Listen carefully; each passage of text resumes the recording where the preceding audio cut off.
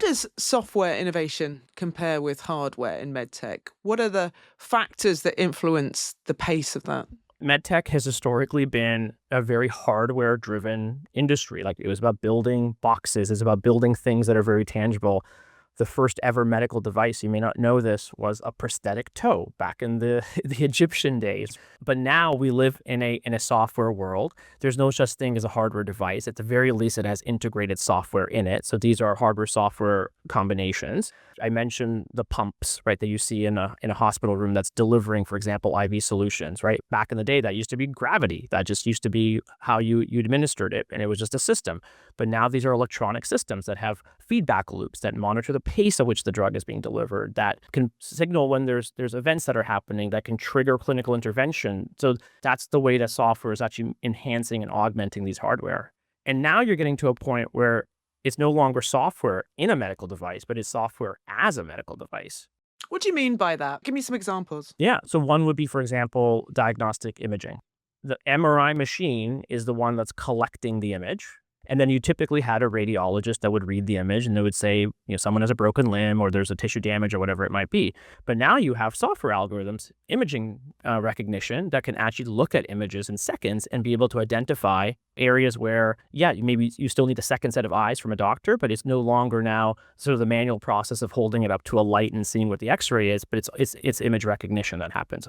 We're seeing clinical decision support systems where you can now integrate health information from all sorts of different devices. So if you just take, for example, if you ever have a family member that has cataract surgery, there's multiple steps that have to go in to measure the size of the eye, to measure the size of the cataract, to know where to make the incision. And that used to be the skill of the surgeon, used to determine a lot of that. But now what you're seeing is that information can actually be fed to the surgeon that suggests a right clinical path or a treatment path.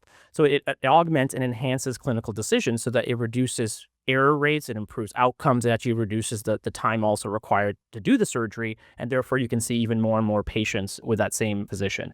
So those are just some examples of where you have software that can really, really be quite powerful in terms of enabling better outcomes.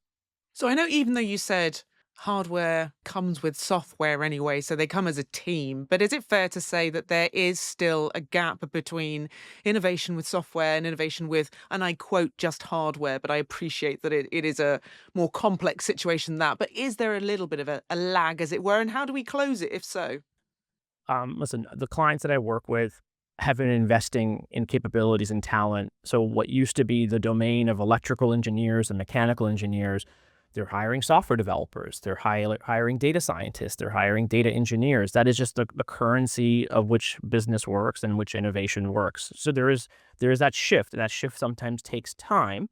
And then again, there's just expertise that has been built over decades, right? So if you're developing the world's best widget, it's hard to then go and suddenly change that paradigm into something else that you're not. It's hard for a hardware company to become a software company overnight. And I think that's a little bit of the lag that you're seeing.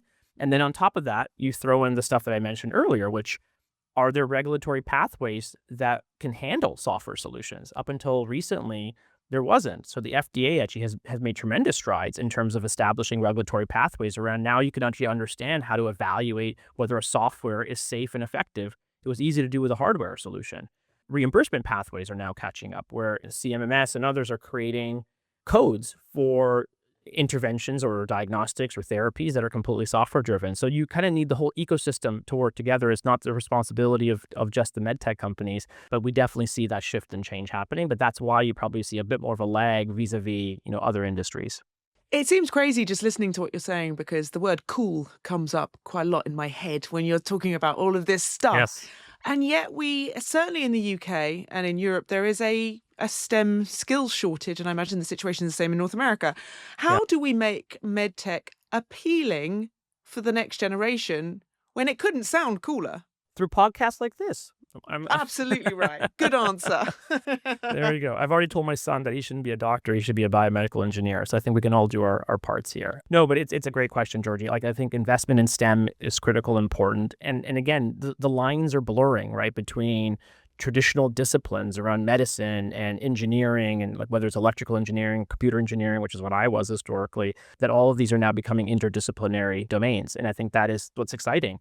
The other thing to note here is that, a large part of innovation on the medtech side came from the US. And now you're actually seeing a lot of innovation coming from other parts of the world as well, where there has been significant investments in STEM. This is no longer about medtech companies serving emerging markets because those are patient populations that they can help, but now you're actually seeing innovation coming out of those markets that can actually now be served globally. And that's because you're seeing, again, tremendous investments in software development, in hardware engineering, in manufacturing capabilities that allow you to get to things to scale. So you're seeing that happen now at a global scale, which I think is, again, another recent phenomenon.